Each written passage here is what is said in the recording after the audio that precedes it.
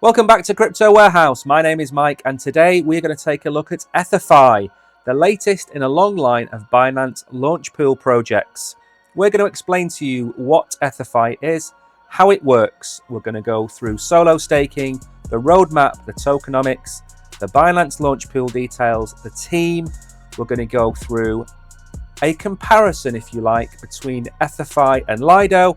And finally, we're going to look at the socials and give you our conclusions on EtherFi. Before we do any of that, can we please ask you to like and subscribe to Crypto Warehouse and help us grow the channel? For those of you who have never heard of EtherFi, EtherFi is a liquid staking platform in a very similar mold to Lido with some distinct differences. And although the project is about to launch on the Binance Launchpool, this is not a new project. There is already $2.52 billion worth of ETH staked on EtherFi. So this is an existing project using Binance to spread the good word of EtherFi. Liquid staking is very simple to explain. You take your ETH, you stake it with EtherFi, you receive a synthetic version of that token, you receive ETH. You natively stake it and restake it for additional rewards, and then use your ETH in DeFi to maximize your returns. This works in exactly the same way as Marinade Finance works on Solana, which we've covered before on this channel. Now, the unique selling points of EtherFi are native restaking. This enables you to hold on to your Ethereum in a synthetic form whilst earning the rewards from staking your actual ETH. It is decentralized, and we're going to get onto solo staking in a minute. Your keys, your coins. It's the only protocol where you control your keys. Unlike Lido, where you submit your ETH, you keep your ETH with EtherFi. This is a hugely distinctive element of their offering. And finally, the ecosystem. ETH is intended to be used in DeFi. So whilst you're earning your rewards on your Ethereum, you can use your ETH to generate additional rewards from using them on other DeFi platforms. And for the techie people watching this video, it is also using the Eigenlayer. I'm not going to go into too much about that on this video. I'm trying to keep the video as short as possible. Now, before we look under the bonnet of EtherFi, let's go over the announcement from Binance. This was made yesterday afternoon. ETHER.FI on Binance Launchpool. Farm ETHER.FI by staking BNB and FDUSD. Now, this is a very short farming period. It begins on the 14th of March, tomorrow at midnight, and only runs until 12 p.m. on the 18th of March. So a relatively short 4.5 day period for you to farm the token. And as always, we love Binance. It gives you all the details in one spot. The token is called ETHER.FI. There is a maximum supply of 1 billion tokens, of which 20 million tokens will be airdropped via the launch pool to Binanceans that stake their BNB or their FDUSD. And the initial circulating supply is 115 million tokens, which is 11.5% of the total supply. Again, I'm not a huge fan of only having 11% of the circulating supply out there, because it does mean over time your token value could be depreciated. And finally then, staking BNB, you will tap into 16 million ETHER.FI in rewards, and staking the FDUSD, you will receive 4 million ETHER.FI in rewards. So 80% of the token is going to BNB holders and 20% is going to FDUSD holders. And finally, for those of you not on Binance yet, what are you doing? We will leave a link in the description below this video to Binance so you can sign up, deposit your BNB and start earning these launch pool rewards as soon as possible.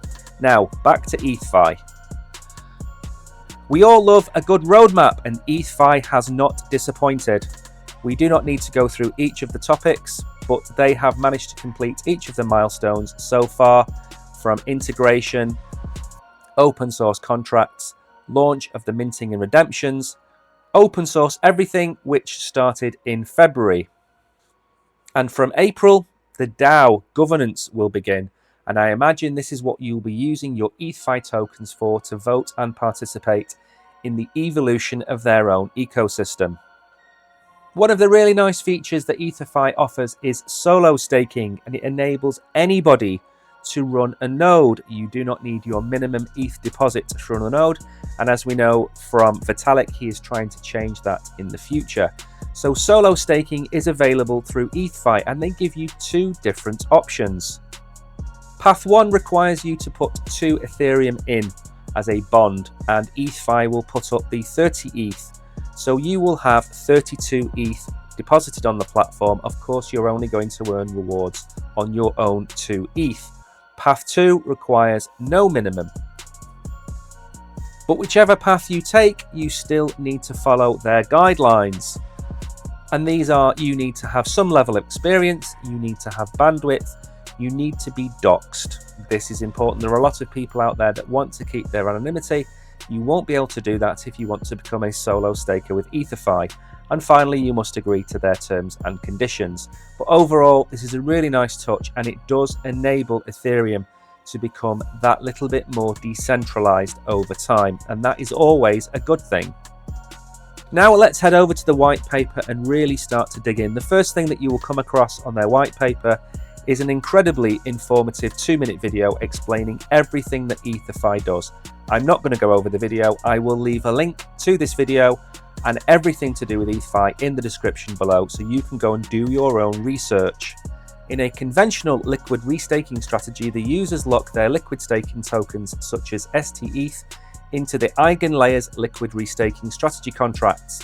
The cons are that the restaked assets are non-transferable, non-usable in DeFi, and require 7 days. So by holding the ETH, you earn your staking rewards on ETH as normal, except in this instance, you can actually take your ETH to a DeFi platform and earn additional yield. Again, very similar to Marinade Finance over on the Solana blockchain. However, you can also redeem your ETH out of ETH without the 7-day withdrawal process, as long as there is enough liquidity on EtherFi to do so. So this allows you to earn yield. You can keep the ETH in your wallet if you wish, or use it on DeFi and earn additional rewards. The choice is yours. Now, no project, especially on Ethereum, goes without its own risks, and these are the same risks you would get with most other liquid staking platforms. Smart contracts can be compromised. As well as the smart contract risks, there are of course risks to the keys and regulatory risks. If the regulatory landscape changes, that could be a threat to how EtherFi operates. Now again, another green flag for me for EtherFi, as you would expect from a project of this caliber, is the leadership team. So we're going to have a look at Mike, and we're also going to have a look at Joseph, see what they're about and see what their experience is. Mike is the CEO of EtherFi, and he has quite a wide and varied previous history.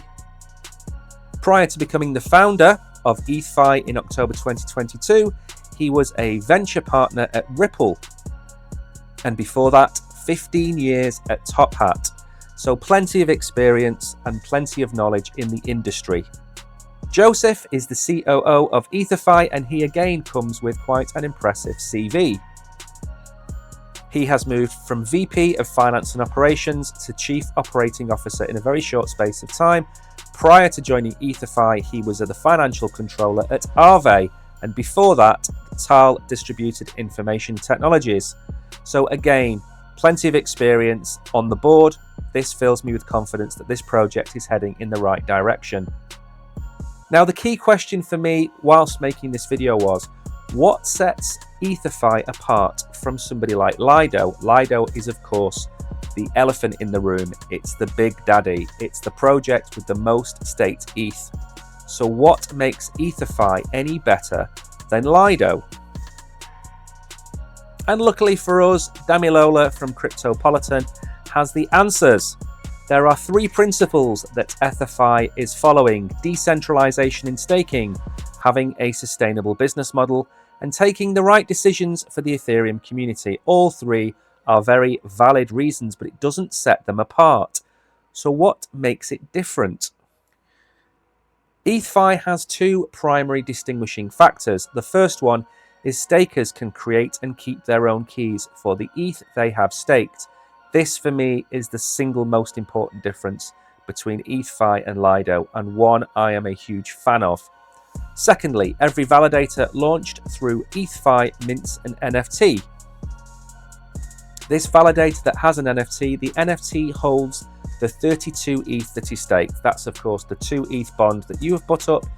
So again, this is a nice, simple way of controlling the ownership. For me, this article does a good job of explaining the differences between ETHER.FI and Lido. They are both liquid Ethereum staking platforms. The differences are not going to be huge, but they are going to be significant. And for me, having your own keys through EtherFi is the single reason why I would choose EtherFi over Lido Finance. Finally then, before my conclusion, I'm going to go over and have a look at their socials. They currently have just under 52,000 followers on X. Again, I will leave a link in the description below to their social media platform. And as you would expect, the buzz around ETHER.FI is of course to do with the launch pool on Binance that we've covered in this video. So of course they're going to be excited by this. They are launching on the biggest exchange in the world. Now hopefully by now you will have some idea what EtherFi does, who the personnel are, what the roadmap is, what the tokenomics are, and why you should be fairly bullish on this token. It is a competitor to Lido. It is already established. It has $2.5 billion in ETH staked on the platform. So for me, ETHER.FI is a project that I would seriously consider investing into. Again, I must stress this is not a paid for video. I am not paid by ETHER.FI or Binance to make this video. These are my opinions and my opinions only. If you look back at previous Launchpool videos, many of the tokens I have sold, very few of them I have held. And in this instance, I would probably consider holding this token for a while, very similar to the previous video I made on the Binance Launchpool. Hold this token for a while and see how the project develops. So for me, ETHER.FI gets a big tick. The roadmap, the team, the tokenomics, it's an existing product. The key to your Ethereum stays with you. That's the single most important thing you need to take away from this video. So all in all, for me, ETHER.FI gets a big thumbs up from the Crypto Warehouse team. Now, hopefully I've managed to keep this video under 10 minutes. If we've gone over and it's 12 or 13 minutes, I do apologize. But can I please ask you once again to like and subscribe to Crypto Warehouse? Help us grow the channel. You have been great. I have been Mike. See you soon. Goodbye.